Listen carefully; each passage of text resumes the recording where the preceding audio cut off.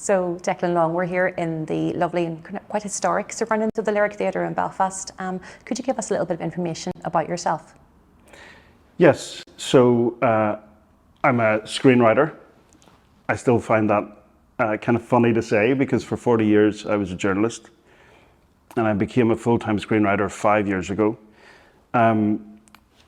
The first thing that I made with my partner Adam was called The Salisbury Poisonings, which went out on the BBC, and since then we've made a short film called Rough. Just finished a movie for Netflix called Rogue Agent, which is on there now.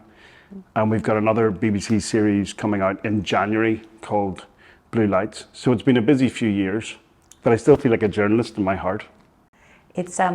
It's interesting when you speak about the different kinds of work that you've done as well. Have you had any kind of literary, I suppose, interests or inspirations that you've taken kind of creativity from, say when you were at school or when you kind of moved through university and then on to your career? So I've always been a big reader. I studied English at university, and there have always been books that have acted as milestones in my life. I remember when I was 16 reading The Picture of Dorian Gray by Oscar Wilde, and just marveling about how someone could be so clever. A couple of years later, I remember reading The Great Gatsby by Fitzgerald and being completely transported into that age and being astonished at how a writer could be in an era and yet analyze it so perfectly whilst being inside it. But there's lots of books throughout my life that have kind of jumped out at me from the many. Cloud Atlas by David Mitchell. I remember reading that in college and thinking that there's a kind of a deep wisdom in this writing. I still think that about him and all of his books. I don't know if any of those books have directly influenced me. Like I don't think about any of them when I'm writing, but they're all there. They're close to the surface. In terms of your current writing, are there people that you take maybe inspiration from or that you kind of value in terms of their writing as well? Well, that's an interesting one. In terms of screenwriters, I like intimate screenwriting like Nora Ephron, When Harry Met Sally, which weirdly is not the kind of thing that I do. Noah Baumbach, Marriage Story, kind of things that are about ordinary people living ordinary lives. That's the kind of films I like to watch.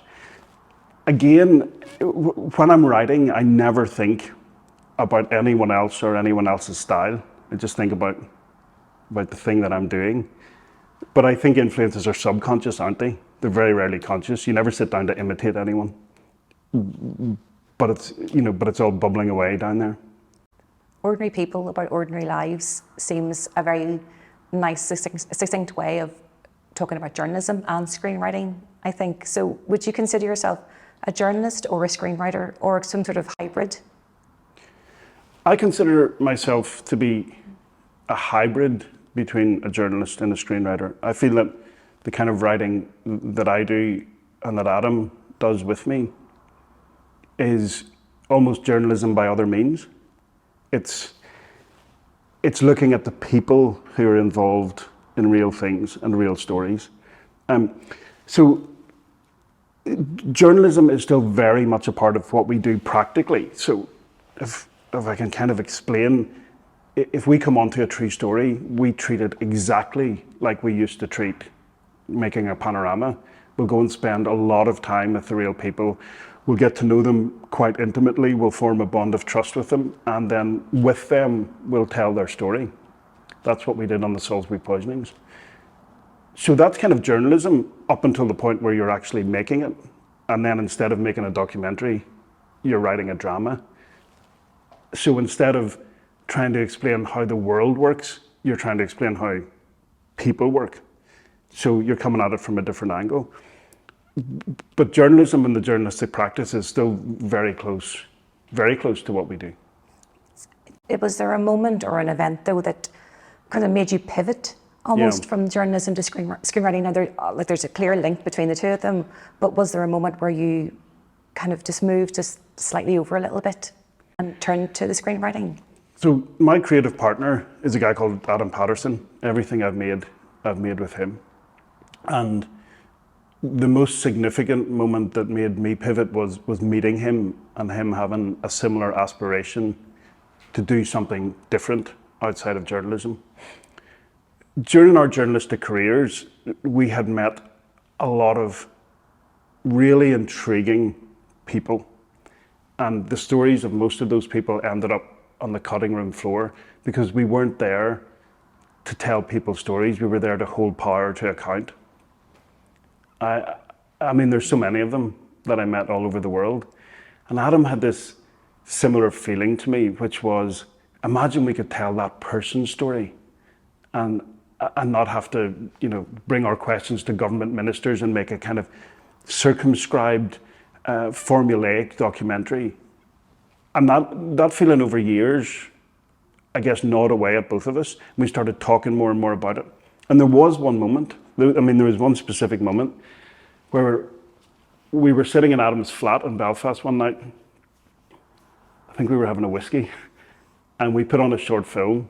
It's called Bullet in the Brain. And an incredible short film.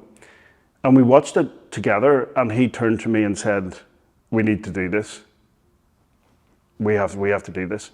You have to write a short and I have to direct it. And we did. But yeah, that was the moment on which my life pivoted. How important is collaboration then, in terms of when you're writing scripts or producing together? How important is that to find somebody who you can collaborate with at the moment where you go, this is going to work? So screenwriting is the most intensely collaborative of all the art forms, I find, because what you're making is not a finished artistic product. It's a blueprint. It's like an architectural drawing that hopefully will inspire other people to make it. So the screenplay is not the artistic artifact. What appears on screen, on TV or on film, is the artistic artifact. It's like an interim art form, right? And it's incredibly collaborative in the sense that you're taking notes from so many people that draft one of your screenplay and draft 41 can sometimes, very often, bear very little resemblance to one another. So you can't be precious about it. You can't feel, here's my screenplay, now you guys all go and make it. That's not how it works. But the flip side of that is that it's intensely rewarding, because what happens when you're writing a screenplay is that people come to you with problems. They say, we can't do that, we can't afford that, we need to change this, or the broadcaster doesn't quite like this character or this angle, we need to, and to be able to go away and solve that problem, I personally find incredibly rewarding. I love it. It's what I get up in the morning for. But it's a strange kind of an art form. It certainly sounds that there are plenty of highs in the industry, but are there any lows, or anything that ever kind of makes you second guess yourself? There's nothing, honestly, that I don't like about being a screenwriter. I came to it late, and I feel like a man who always dreamed of the ocean and is now living by the sea. I just can't complain about it. In the early days, I guess, before we had any success, the waiting could be frustrating. There's a lot of waiting. A lot of, dark nights of the soul where you wonder if your screenplay is going to land, if people are going to like it. But now, no. I mean, honestly, this sounds very weird, doesn't it? There's nothing I don't like about it. Have you advice then for people who are interested and maybe haven't taken that first step just yet into screenwriting, or have written something and are having that dark night of the soul, they don't know whether or not it's good enough? Have you advice for people who are just starting out or who are kind of on that journey? Yeah, I feel that there's two elements to writing. There's the writing and what it does for you, and there's the success of that writing. Now, my experience is that as soon as I started writing, and I started writing when I was 37, my life changed, even though I was still going to have, a couple of years or 3 years working on my job, but something changed inside of me once I started expressing myself. Kurt Vonnegut, the novelist, once wrote a letter to a junior high class in America, Miss Lockwood's class. It's a famous letter. You can Google it. In which he advised them, he said, what I want you all to do is go off and write a 6-line poem that rhymes, and you're giving it your best shot. Make sure it's a really good poem, you're really happy with them. But do it yourself at home in your bedroom, and then tear it up and put it in the bin and don't ever tell anyone about it. And he said, in the writing of that poem, your soul has grown. You have taken part in the act of becoming. And that's what's important about writing for the writer. So if I'm going to give any advice to a young writer, I'd say, remember why you're doing it, right? Because there's going to be lots and lots of ups and downs, lots of disappointments. I still have them all the time. Rejections and people not liking things. I mean, basically, as a writer, you're entering into a life of constant rejection of one form or another, hopefully alongside success. But I would say to any young writer, remember why you're doing it, right? You're doing it for you. You're doing it to express yourself, to make your soul grow and to become.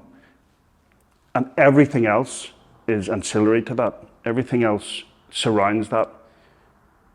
But it's the state that you find yourself in, which is a meditative state, when you're writing, when hours can go by and you're finding kind of felicitous connections between things, and you're coming up with things you never thought possible before you started writing. That's what it's about. Everything else is background noise. They say that writing fiction and prose is about writing about what you know, that it helps. But I sort of have a twofold question for you on that. So how important when it have an idea for screenwriting to imbue it with something that you already know, or is it important not to kind of put yourself into that place or put your surroundings into screenwriting? I'm thinking kind of Salisbury Poisonings. Yes. There's a link there to Northern Ireland in the sense of the idea of trauma and people feeling something that and there's kind of bread and butter issues that people don't necessarily get to see on screen a lot. So is it important to have that kind of connection to what you're writing, or is it important to kind of have that kind of sense of removal in the sense of it's not bringing in kind of background or superfluous kind of knowledge from your own kind of... So I think as a writer, you have no choice but to bring yourself to your work. And I mean literally no choice. It's going to be there anyway, because you're working with your subconscious. So you will find, and this is a thing that I never saw coming, and almost everything you work on, later after you've read it, or sometimes after you've watched it, you'll think, oh, that's what I was writing about. I was a long way into writing the Salisbury Poisonings before I realised that I was writing about Northern Ireland. And I did realise it. I was like, wow, these are all the victims that I've ever met as a journalist in Northern Ireland, all the people who never got answers, all the people who were coming up against this implacable system and whose lives were ruined by a single act of violence, right? And I hadn't considered that until, I mean, I think I would maybe finished the last draft of episode 3 when I was reading it going, oh, that's what this is about. So as a writer, you have no choice. You are going to write about your own experience, whether you want to or not. It adds a strength, I think, as well. That layer and that nuances that what you need in script writing is kind of what comes from what you know, I guess, as well. Yeah. Like, if you're going to write properly, if you're going to write well, you have to write in a state of flow, and that state of flow is stuff is flowing out of your subconscious into your conscious mind and then into your fingertips. And so you're bringing yourself to it whether you want to or not. Like, you've got no option there, you know. How much is in Blue Lights then of Declan Lawn? So Blue Lights is everything that Adam and I have ever wanted to say about Northern Ireland and our hometown and our home place. It's just a distillation of everything that we experienced and thought of and were frustrated by as journalists. It's the basic theme of it is idealism versus pragmatism. It's about young new cops coming up against a social system and a bureaucracy in the police that kind of is quite stultifying and difficult, and trying to do good in a world that is often very resistant to that. So again, consciously and subconsciously, like Blue Lights is completely us. In fact, consciously, it's probably the thing that I've written that is most overtly what I think and my impressions of the world. And it's my hometown, and everyone speaks in our accent, and it's in the vernacular. There's no compromises there. In many ways, I'm amazed that the BBC has let us do it. You were talking there about kind of in our vernacular, and I think language in terms of how you write is very important. For a scriptwriter or a screenwriter who's kind of just starting out, how important is language and vernacular if you're writing something that's, say, local or close to home, that maybe other audiences won't necessarily understand, but should you just go with it because that's the story that you want to tell? So in Blue Lights, which you'll see early next year, we don't make any compromises in terms of local vernacular or colloquialisms. We don't water it down. We don't try and explain it. I'm betting that a wider UK audience won't mind, in the same way that when I watch, say, The Wire, David Simon's The Wire, and it's Baltimore street jargon, I don't mind that I don't quite get it, because it's immersive. So I think it is important, if you're writing from your own place, to do that, to just fully dive in and use the language that would be used. Although, of course, you don't always have to do it. I mean, I finished a script yesterday that's set in London, and so obviously, there's none of that. But I do love writing in the Northern Irish voice. I think it has a texture to it, and there's a kind of metaphorical quality to it that is a dream for a writer. Excellent. Looking forward to it. Why Blue Lights? What was it about the kind of the police and kind of that interested you, that you wanted to show maybe a different side to, or a side that maybe hasn't been seen up until now? So a friend of mine, a producer called Louise Gallagher, came to Adam and I with the idea for Blue Lights, and the core idea was a woman in her early 40s who's a social worker becomes a cop. And Louise knew someone who had done that in real life. And so, yeah, I mean, in the beginning, we weren't sure. We were like, a show set in Belfast, okay, a cop show, really, a show about response cops. And then the more we researched it, really all it took was to meet about 4 or 5 cops, response cops, and hear about the lives they led. And we were hooked. We were like, okay, this is an insane life to live. To get up in the morning and to go to work and to spend 8 or 10 or 12 hours, more sometimes, seeing those things every day, death, destruction, violence, sometimes incredibly funny things, to be seeing that with a partner beside you in the car, and then go back, like re-enter orbit into real life. There was just something about that was instantly captivating for us. And that's what we've tried to capture in it. The bizarre quality to being a cop, especially being a cop here in Northern Ireland. When it comes to, like you said, you only started writing at 37. Do you feel that you're more likely to take risks? Have you taken risks? Yeah, I think I took risks to become a writer, and I've taken a lot of risks since. And I think the reason for that is, for a very long time in my life, I didn't take the one risk I should have taken, which was to start writing. I was terrified of it. And I was terrified because I just thought I wouldn't be good enough. And it was the one thing I really wanted to be good at. And so in the doing of it, I was exposing myself to the possibility that I wouldn't be good at it. And so I entered this state of paralysis for a very long time. And there's nothing quite as uniquely unhappy as a writer who's not writing. And I got to the stage where I guess I was pretty unhappy, and I was wondering what it was I was missing, but I always knew, like, you're supposed to write something, maybe a short story, maybe a novel, maybe something that no one will ever read, but but that's what I was supposed to do. And eventually, thank God I did it.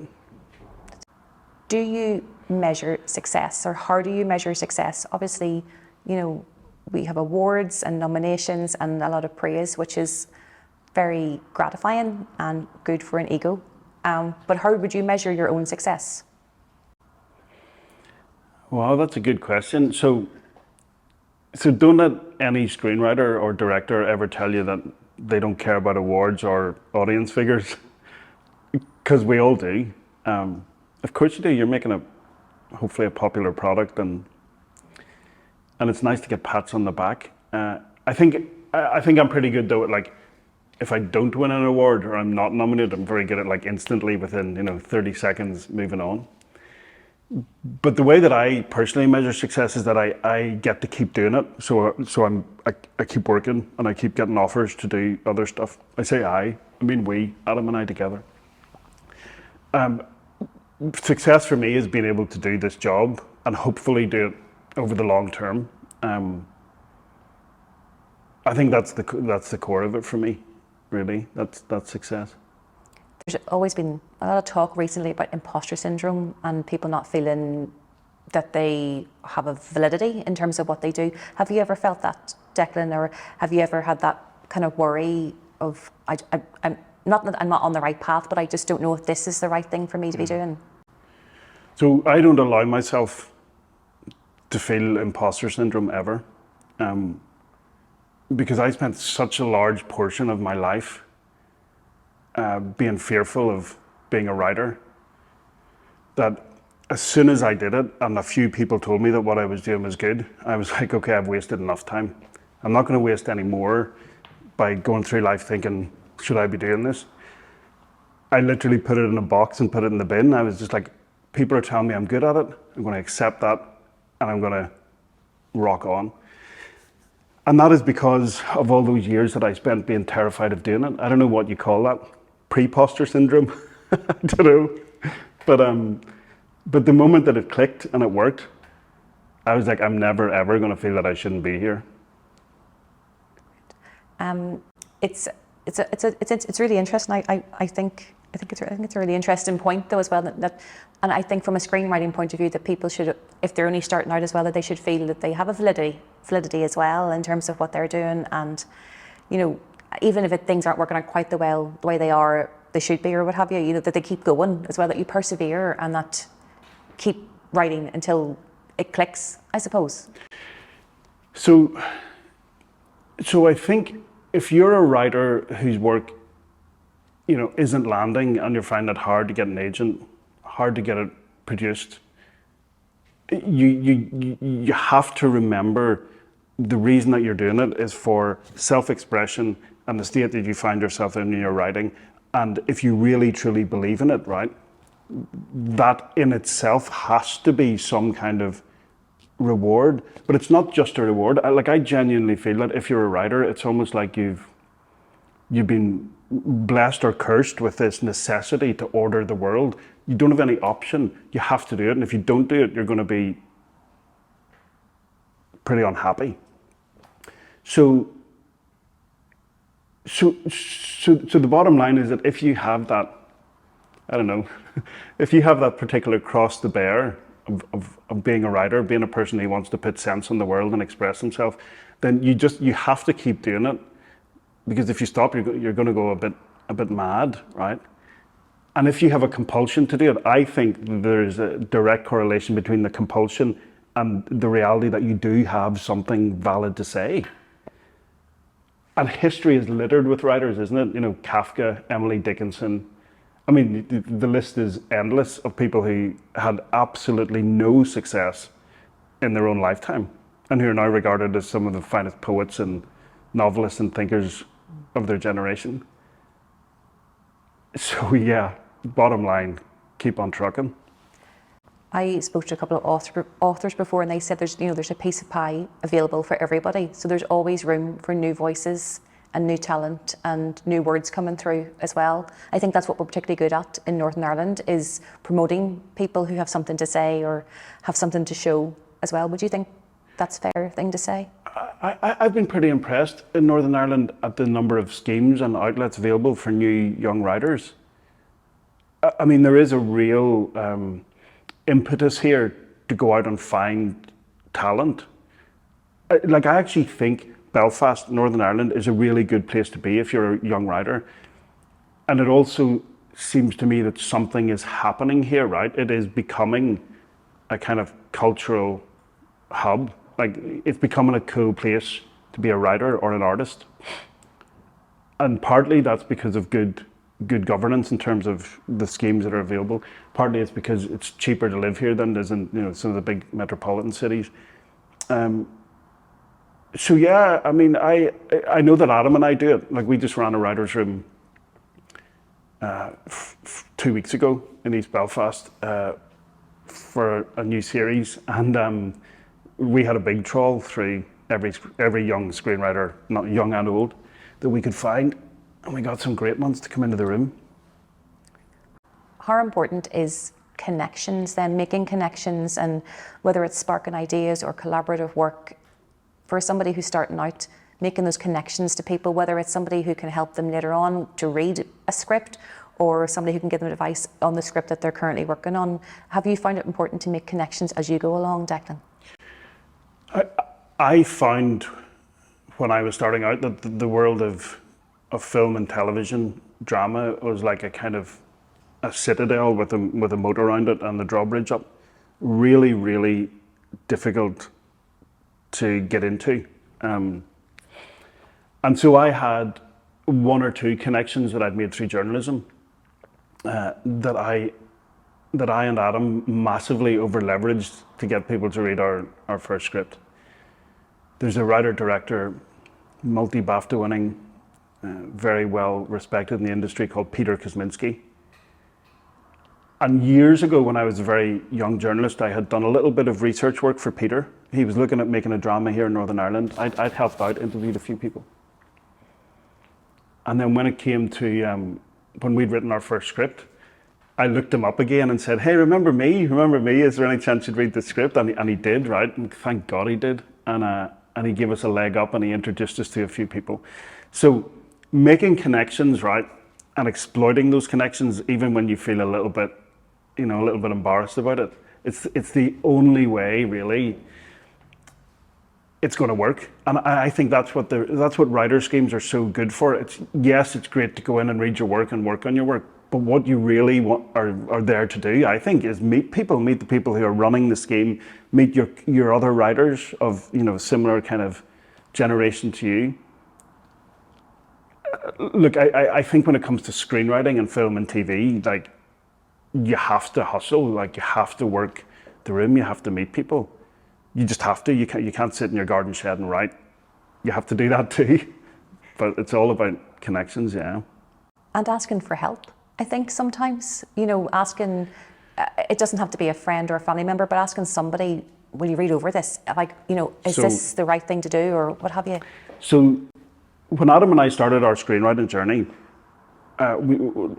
it started by being accepted into a writer's room for McMafia, and we met some writers there. Then we went into another room. Then we started working for a production company, and we went to a party, met writers, and we were all just furiously exchanging numbers, right? People who were kind of at our stage in the industry, starting out. And those people that we met then in those early days are still some of my best friends now. There's men and women. We send each other scripts. We kind of cheer each other on. Like the script I finished yesterday, I'm going to send it to one of those people to say, tell me what you think of this. Like, in the next draft, what should I do? Like, meet other writers, use other writers, listen to what they've got to say about your work. And maybe also, possibly, you might find someone that you want to literally write with, in the way that I've found Adam. Because I think writing teams, like two-person teams, can be really useful. Yeah, you got to make those connections. Meeting other people who are doing what you're doing is, I find, crucial. I have one last question for you, and it's about ideas and stories, because that's what screenwriting is about. We share stories, we tell stories. What stories do you want to tell? What are you hoping to tell in the next couple of works that you're doing? So I'm kind of an optimistic person, right, who has always been attracted to darkness and bleakness in terms of journalism. You know, I've deliberately brought myself to bad places in the world and bad corners of this place. And every time I've been there, I've always found these people who make me very hopeful and a kind of civility and decency in the craziest places. If Adam was sitting here beside me, he'd say exactly the same, right? That was his experience of journalism. We left that kind of journalism as optimists. And so in terms of subject matter, I'm not entirely sure, but I know that there's a theme that runs through everything we do, which is like, let's go into the darkness here and we'll find the light. What I really would love to do is do multiple series of Blue Lights. I feel that show is us working at full sail. You know, there's no more capacity in our intellect or our emotion. It's pretty much everything we want to say in precisely the way we want to say it. And I think we've just started to scratch the surface of what we can say about this place. And yeah, so I'd love to do like 4 or 5 seasons of that. Okay. But you know, that's up to the gods. Are there sort of do's and don'ts when it comes to writing a script? The thing that surprised me when I became a writer is how important structure is. When we wrote our film, Rogue Agent, we stuck very tightly to the 5-act film structure. And whenever we write a episode of television, we write to a 3-act structure. Now, when I started writing, I didn't know what that meant. And the one practical piece of advice I would say to young writers is learn what that means. Read the great screenwriting books. My favorite happens to be Into the Woods by John York. I think it's maybe the best book about writing ever written. So learn what that means, because even if you want to break the rules, you got to know them.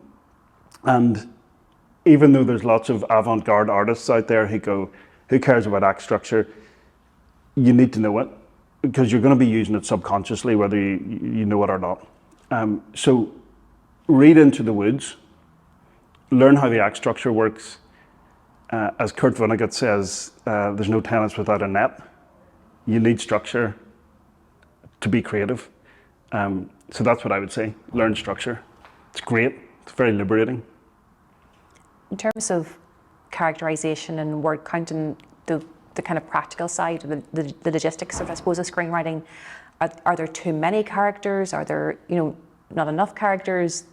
How, if people have an idea of, say, a film, a short film, and they want to put X number of characters in, is there like a kind of a perfect number when it comes to how many you would put in? A screenplay is like an architectural blueprint, okay? Everything depends on how much money you have. Can you afford the sunroom and the swimming pool? So basically you write your screenplay and producers will come to you and say, we can't afford that scene, you've got too many characters, you've got too many locations, and then you have to come up with creative solutions to make the cloth fit.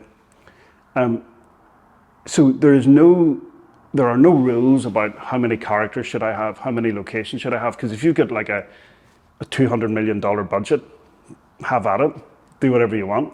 If you've got a $3 million budget, then you're literally going to change your story and the number of characters depending on how many actors you can pay, how many locations you can afford. That might sound restrictive or prescriptive, but it's incredibly liberating and fun. I mean, it happened. Rogue Agent is a really good example where the producers came to me and said, I know you want to do this and this and this, but you can't.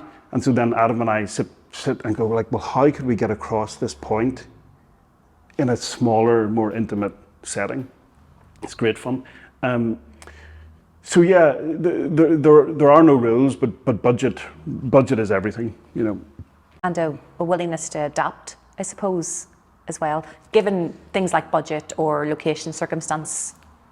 Screenwriting is a willingness to adapt. I should get a t-shirt that says willing to adapt, right? Because all you do is take note. You take creative notes from executive producers.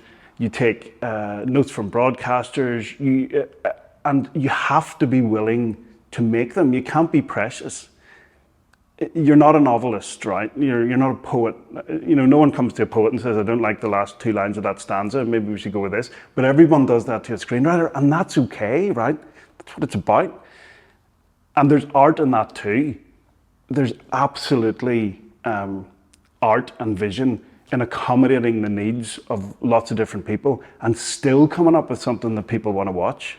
That's why I love it. I just love problem solving.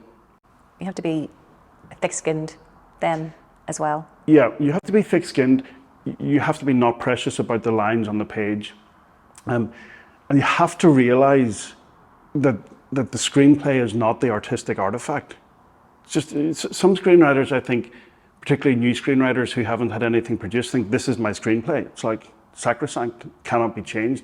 But once you're a screenwriter in production, you realize that all you do is change. I mean, we're way down the edit with Blue Lights now. I mean, we've cut together 5 episodes. We're about to finish the 6th, but I'm still changing things in, you know, ADR in terms of, you know, you can put voice in afterwards and stuff.